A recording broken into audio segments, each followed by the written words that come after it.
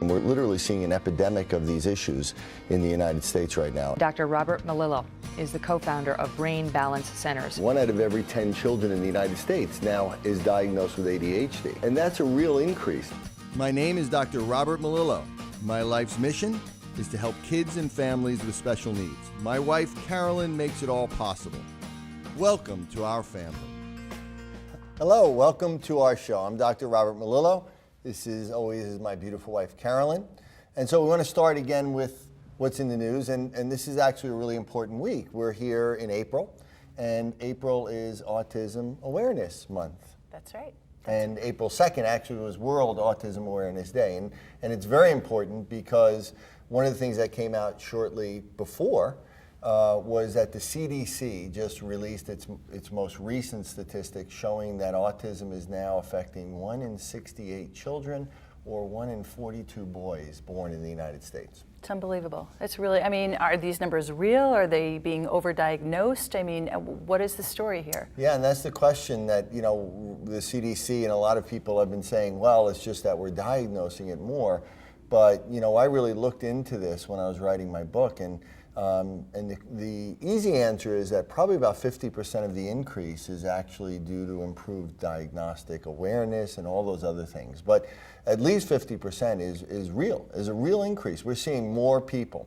And New Jersey, where we're here, is 1 in 45. It's the highest in the country. But why New Jersey? You know, it's a really good question. I mean, it's a beautiful state. Obviously, right. There's great things going on, but it's really the New York metropolitan area. So we know that stress and lifestyle has a lot to do with this. So, you know, it's hard to say exactly why, but we know that there are environmental factors that are driving this. So they're not genetic, because there's a lot of talk that this is a genetic disease, right. And it's not genetic then. Right, no. What we see is that you couldn't see going from 1 in 10,000 to 1 in 65 in basically 3 decades as a genetic mutation. So it's clearly environmental factors, and it has to do mostly with a lot of lifestyle issues more than anything else. So maybe, which is a good thing, because if you know what's causing it, then you can prevent it. So if you exactly right. So and your book, right, Autism, has all the clues and keys to what to do. That's the reason why I wrote the book.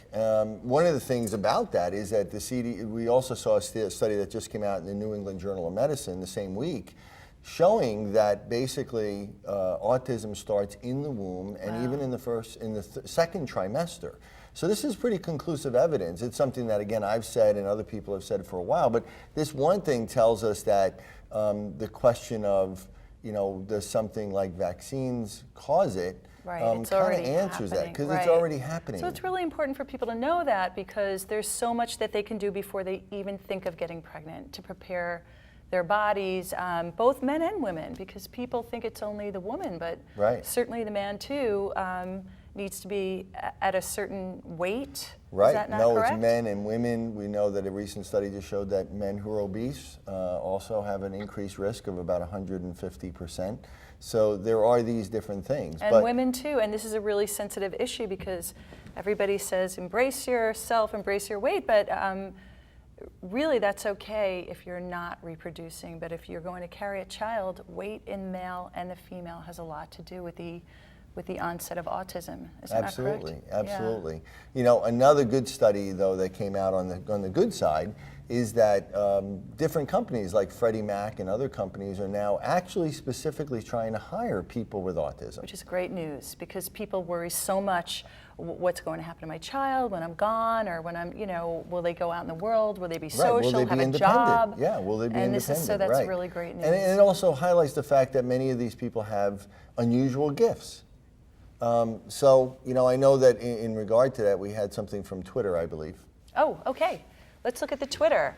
Do the numbers, as the numbers change, excuse me, from 1 in 80 to 1 in 68, I'm afraid to have a baby.